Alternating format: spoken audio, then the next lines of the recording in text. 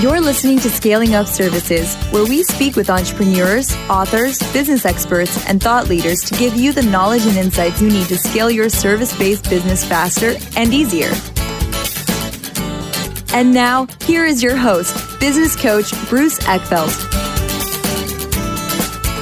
Are you a CEO looking to scale your company faster and easier? Check out Thrive Roundtable. Thrive combines a moderated peer group mastermind, expert one-on-one coaching, access to proven growth tools, and a 24/7 support community. Created by Inc. award-winning CEO and certified scaling up business coach Bruce Eckfeldt, Thrive will help you grow your business more quickly and with less drama. For details on the program, visit eckfeldt.com/thrive. That's ECKFELDT.com/thrive. Welcome, everyone. This is Scaling Up Services. I'm Bruce Eckfeldt. I'm your host. And our guest today is Chris Filipiak. He is the connector. We're going to talk to him about the work he does with companies, with CEOs, helping them figure out sales strategies, building out sales teams. I'm excited for this conversation. I think one of the real challenges for all companies, but particularly for service-based companies, is getting the CEO out of the selling process. I think a lot of early stage companies, thrive on the CEO selling, but it ends up becoming a real constraint in reaching the next level. So I'm excited to have this conversation because I think this is something that many of the people listening to this podcast either have faced or will face as they grow and scale the business. So it'll be an important conversation. I think it's going to be a fun conversation. With that, Chris, welcome to the program. Bruce, so happy to be here. Thanks for having me on. And I'm really excited to jump in with you and go deep on helping these service-based businesses and see how many CEOs we can get out of the sales role and into being the CEO. Yeah, that'll be a good metric. If we could figure out how many are in the role now and at the end of the episode, figure out how many we can get out of that role, that'd be a great key metric to be able to track because it's such a hard thing. It's such a dynamic I find in many companies where the CEO is the lead salesperson and getting them out of it is such a challenge. But before we dig into the challenge, let's learn a little bit about you and your background. How did you get into this? How did you get into looking at sales, helping companies figure out sales process, put together sales teams? What was the backstory and what was the history? Yes, certainly. So my whole life from a very young age, I always wanted to be an entrepreneur and, had a landscaping company when I was 12 years old. And then as I moved into looking into growing into school and moving out of my own house, I decided to go to school and be an engineer and study engineering. And so the question is really how does an engineer become a sales consultant? And the engineering I studied was industrial and operations engineering, which is the integration of human and machine systems. Yeah.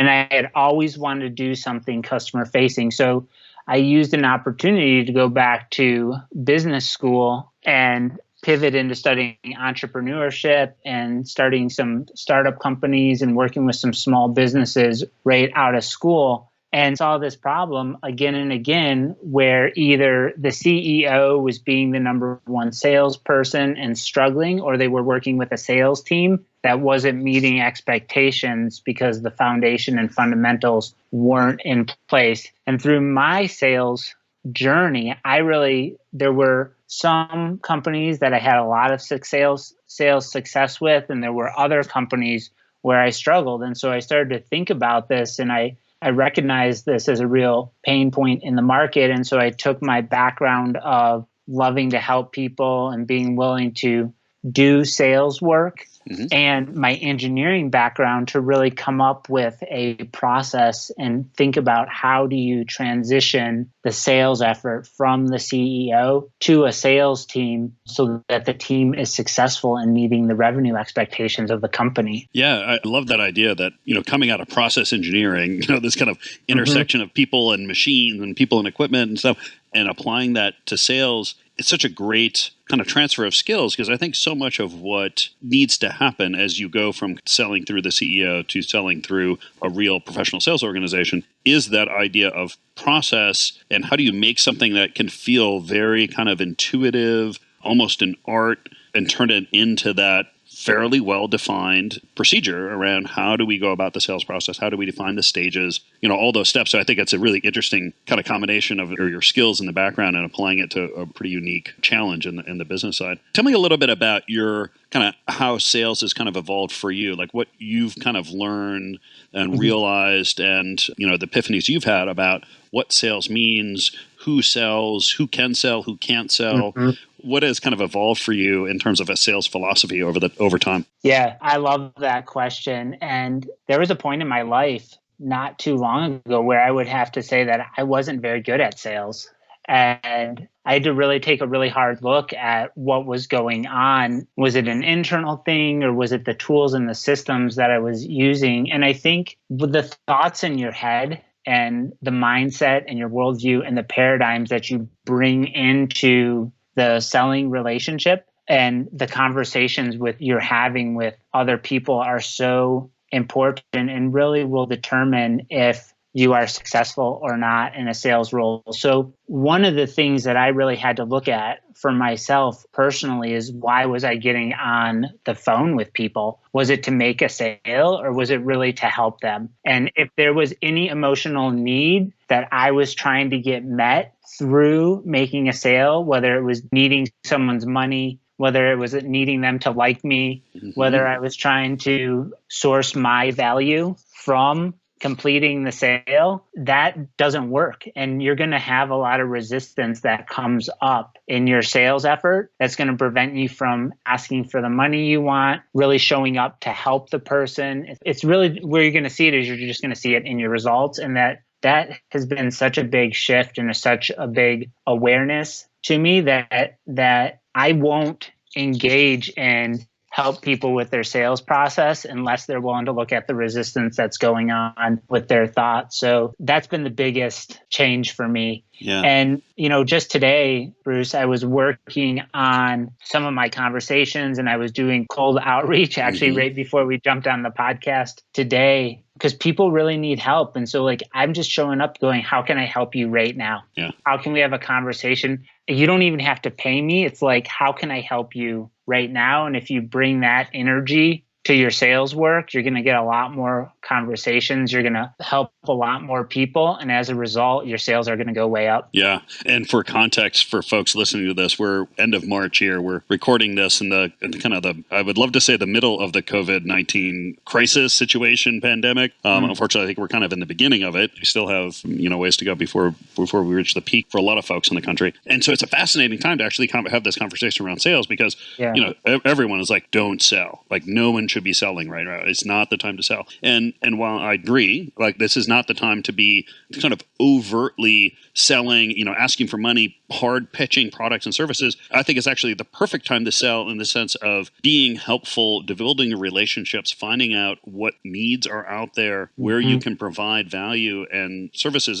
And that is something that's hugely needed right now. So I think it goes to this, what you're kind of mentioning, which is, well, it depends on how you frame sales. If you frame sales as being trying to get orders signed, invoices signed or purchase orders signed, that is going to be tough. But if you look at sales as being, how do I find needs that are out there in the world with the people that I want to help with my prospects and customers, and how do I provide value and provide connection and solve problems for them, then it's kind of the perfect time to sell. And I think it's a really interesting kind of mindset question or mindset shift. I'm curious, do you feel like everyone can be a salesperson at some level, or do you feel like there's some people who are just naturally can be or naturally can't be good sales professionals? What's your take on that? Yeah, before I jump into that, I actually think it's a really good time to sell. That's how people help each other.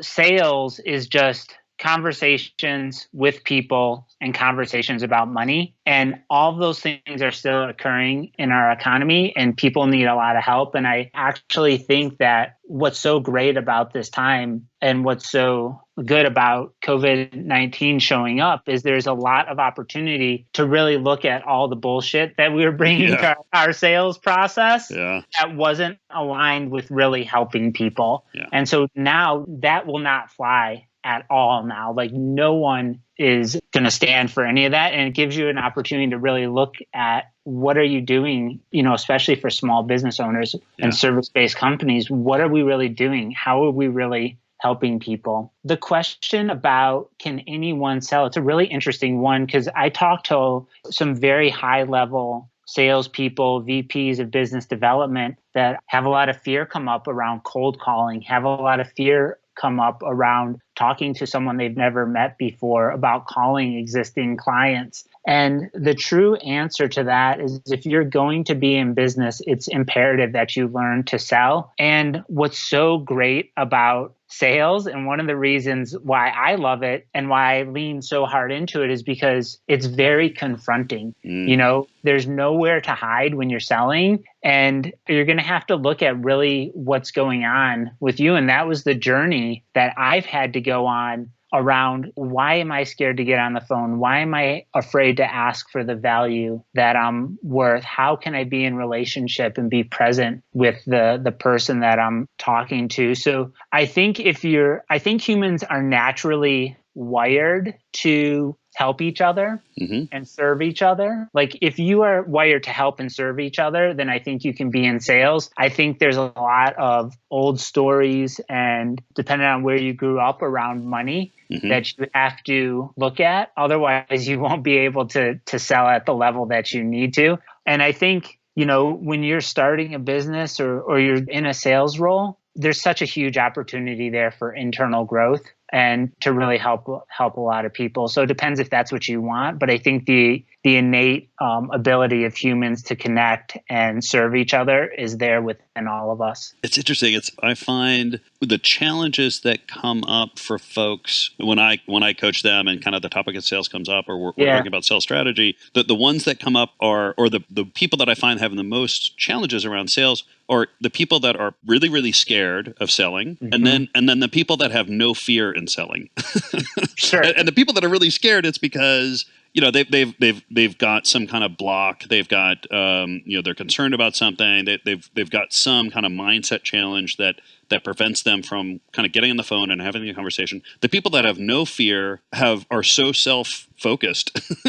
They kind of don't care about what the other person says, to the point, you know, where they're like, hey, yeah, I'll call them. If they say no, they say no. I'll move on, right? They're so insular to it. Yeah. That they end up not being able to make a connection, right? And so I think this whole kind of, how do I get on, whether it's the phone, on video, or have an in-person conversation in an authentic way that's going to really get me kind of curious and thinking about what is this person's situation, what is their need, how are they making that decision, what a process they want to use, the criteria they want to use, and then how can I take what I do, what I know, the resources I have, the connections I have, and make that of service to them. That's really that sweet spot. But I find that the challenges come up on these extremes where you're so fearful or you just don't care.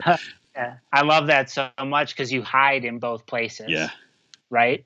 And, you know, that the challenge is really to show up in a neutral place in service to the other person and literally be willing to emotionally die, you know, to help them and find out. Because the thing is like a lot of people may not like you, people may not need what you have, and like none of that matters. And you need to come from a place of going, where's this person trying to go, right? What's coming up for them that's preventing them from getting there? And can I identify why, like, can I help them identify the solution that would move them to what they actually want?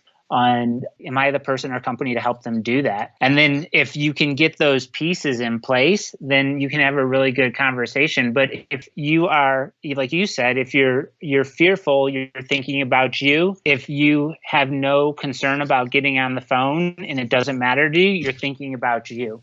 Right. And so either way, when you're thinking about you, you're not really thinking about the other person. And it's a place that's going to take some work to get to for a lot of people. And that doesn't get into, Bruce, like the strategy and tactics. Like you all have to have like the market, the problem, the solution, like all those tools and tactics things matter. But ultimately, you know, as a salesperson or when you're building out a sales team, you need to be able to stand in that energy and be in that place of neutrality with whoever you're showing up to help. Yeah, no, exactly. So let's talk a little bit about this challenge that I see so often in companies in general, but certainly service-based companies. And I typically what I find is, service-based companies, because you're at some level sort of selling your people, right? You're selling your capabilities or what you deliver is somehow delivered through the people that you have in the company. The sales process becomes so focused on the individuals, and in many early stage companies or many kind of early growth companies, the CEO is driving the sales process, right? They've got the relationships, they've got the knowledge. They're often selling kind of expertise at some level or knowledge at some level. And companies kind of cap out or run into this bottleneck of the CEO he or she can only have so many conversations in a day, in a week, and it ends up becoming, this gating factor to the growth of the company, and people have to get out of that challenge. Talk to me a little bit about, I guess, what are some of the strategies? What are some of the things that need to happen?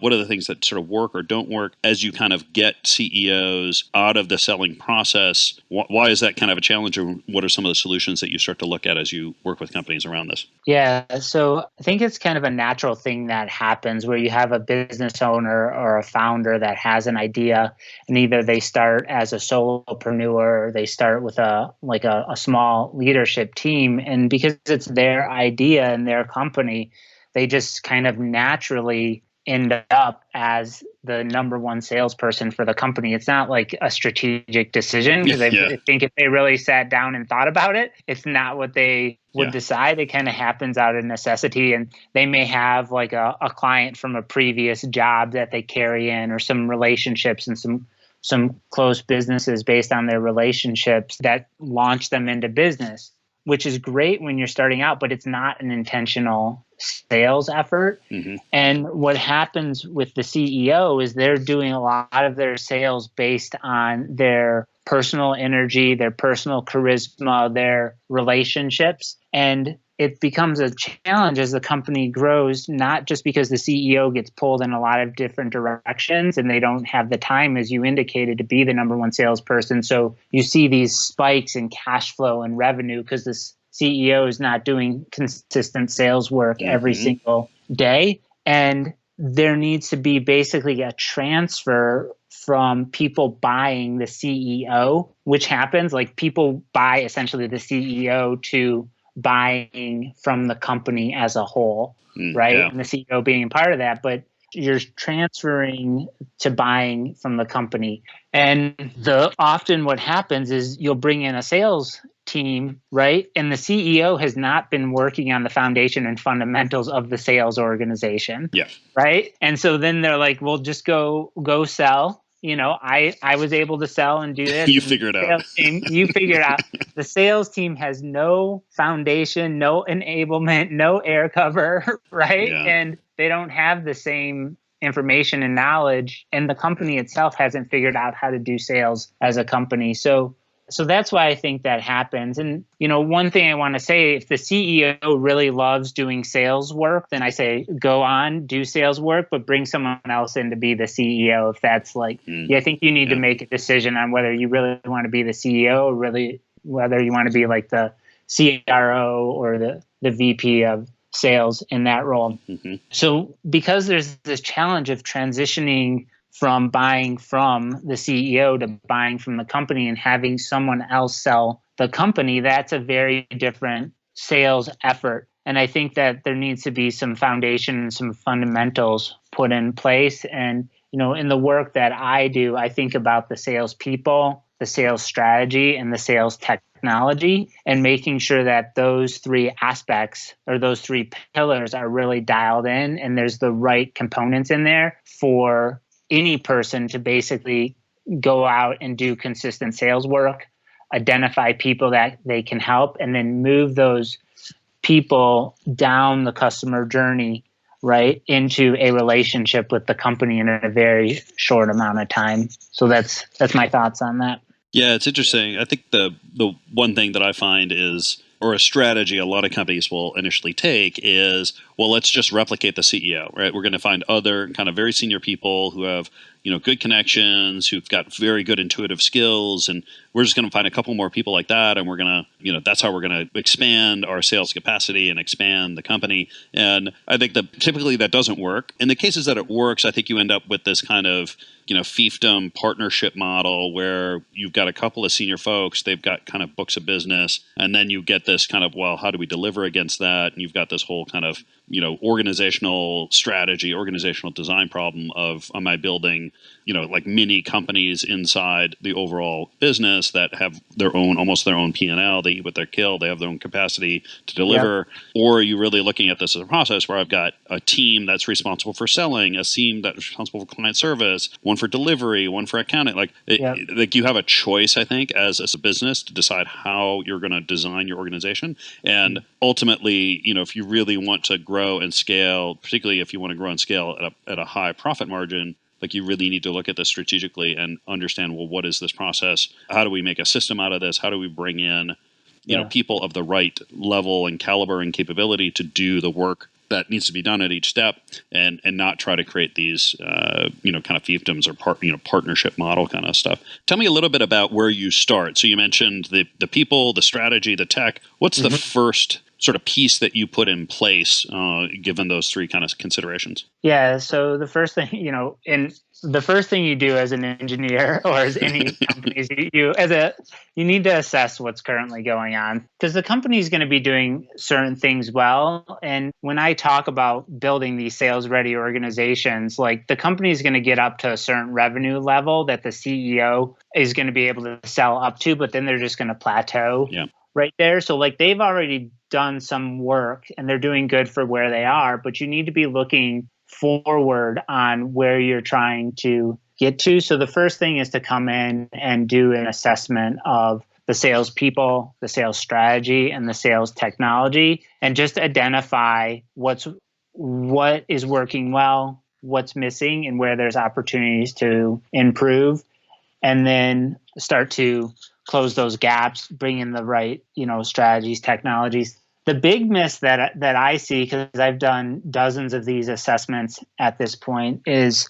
for all sorts of companies, they're oftentimes not really clear on what they want, and that shows up in their vision and their mission, and they don't have clear goals a lot of the time. And I think that comes from just a lot of referral or word of mouth, where they're not clear on their financials. They're saying this is our goal, and then coming up with a plan or the systems in place to consistently hit the goal. I oftentimes see gaps in the sales team on reaching out to clients, like customer service consistently, and then just really understanding what a marketing workflow looks like, what a sales workflow looks like, and how to design those to make it really easy for your customers to buy from you. Because again, this goes back to helping people. People are trying to go somewhere, and you're not trying to sell them. You're just trying to design your workflows to make it easy for them to buy from you. And when you get all those things, like whether you bring in a sales team or the CEO needs to continue doing the sales work for a little bit, you want to have all of those aspects in place, just so that there's no mystery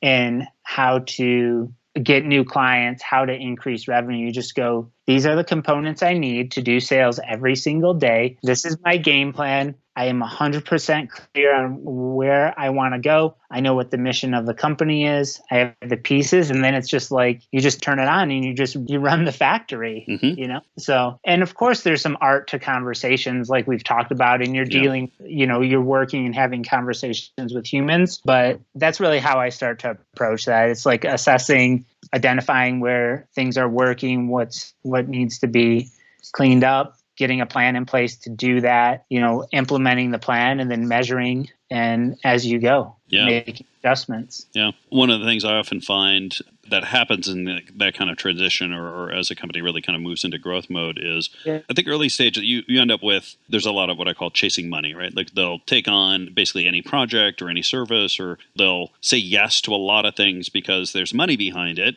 but they end up with this, little bit of a hodgepodge of services and offerings, based on that. And they sometimes have clients they've had for a while. It's like, well, we just still do this for this client because they've been there forever, but we really don't offer that to anyone else at this point, but they end up with a lot of sort of different offerings and different processes and different kind of capabilities internally.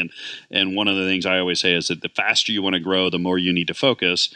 Mm-hmm.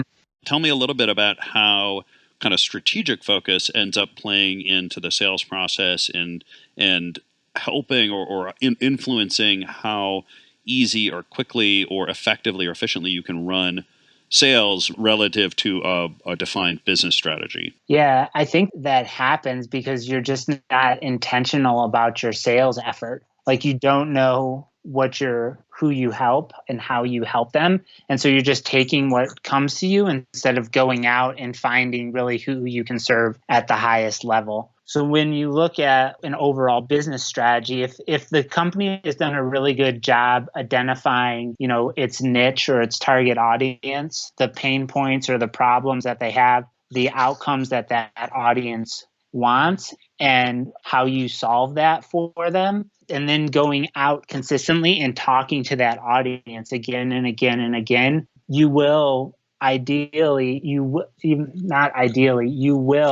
create the business and the clients that you want consistently. But you have to do that every day. And something interesting that I think about is like in the beginning, you'll have full cycle salespeople, right? Like you won't have marketing department, SDRs, account executives, kind of a sales engineer or whoever moves the process down. But you have these full cycle salespeople, and it's very easy as a salesperson to get confused in what your role is, whether you're doing marketing work or sales work. And you're always doing marketing work first, right?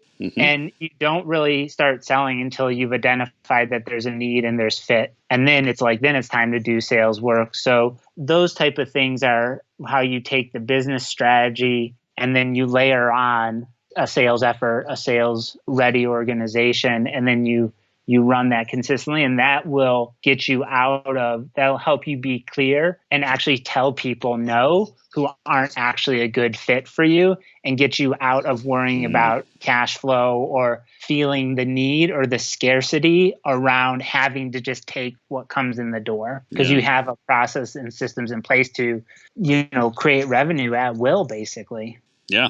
So for a CEO, founder, CEO, leader who's listening to this podcast and is either realizing they're in that situation or feels themselves kind of getting into that situation where it's a CEO-driven sales process and they're looking to get out of it, what are some of the first steps they can do to start changing that system or start getting out of that position? What does that process look like? Yeah, so I think the first thing that they want to do is understand the components of what's required to set up a successful sales effort that is not themselves. Like I mentioned, the first thing that I do is I do an assessment and say, look, here are all the components that you want to have in place, and then start building that foundation and those fundamentals. And the CEOs don't know how to set up sales organizations, right?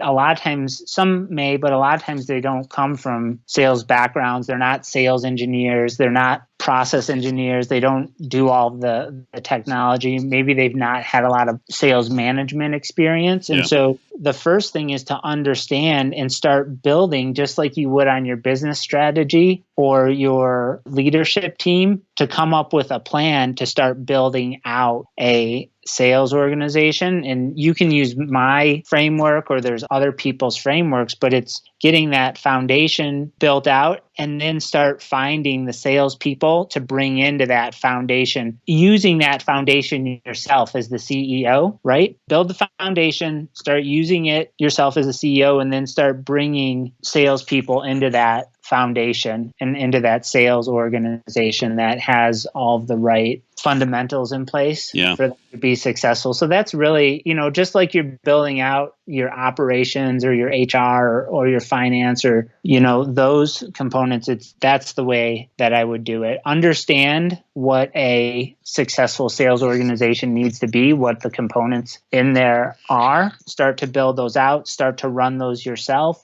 and then start to bring in sales team members to transition that work to. Yeah, let's basically think like an engineer. design the process before you start pumping a lot of people in it, because if you start just putting people into a room and expecting they're going to sell, you're probably going to be disappointed. You're going to not have good results. You're going to end up letting those people go. I've seen that time and time again. I've probably done it once or twice. I hate to say it. For sure. Good. Chris, it's been a pleasure. If people want to find out more about you, about the work that you do, some of the content you have, what's the best way to get that information? Yeah, so you can go to my website, which is chrisfilipiak.com. You could give me a call. My phone number is 828-747-7855. And you can reach me via email at connect@chrisfilipiak.com. And I spend quite a bit of time hanging out on LinkedIn and Facebook as well. Awesome. I'll make sure that the links are in the show notes here so people can click through and get that information. Bruce, I do want to mention that at my site, I do offer a free Sales Ready Organization assessment. So if anyone is looking to understand where they are, what's working, that's something that they can take. It's 33 questions. It looks at, like I said, your salespeople, your sales strategy, and your sales technology.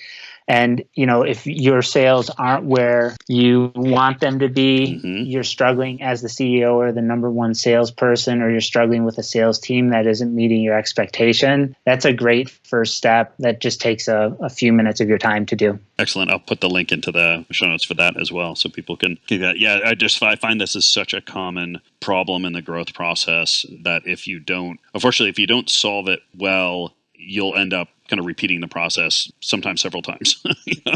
You'll try different scenarios, but until you actually take a step back, think about what your sales process is, design that process to be effective, and then start bringing in the people to train and then underlying technology to support. It's a ceiling to break through, but if you do it right, it can really unleash the growth of the company. So great conversation. Yeah. Awesome. I will, like I said, I'll make sure the links are in the show notes here. I really appreciate the time. I think everyone here got a couple of good takeaways. But this was fun. I always enjoy talking about sales, and it was good to hear a third party's sort of expert opinion on things that I have always kind of intuitively felt. But this was helpful. I really appreciate it. Yeah, Bruce, it was. Thanks so much for having me on, and I love sharing knowledge and just helping people. I genuinely love helping people. Good stuff. Thanks, Chris. You're welcome. Bye. You've been listening to Scaling Up Services with business coach Bruce Eckfeldt. To find a full list of podcast episodes, download the tools and worksheets, and access other great content, visit the website at scalingupservices.com. And don't forget to sign up for the free newsletter at scalingupservices.com/newsletter.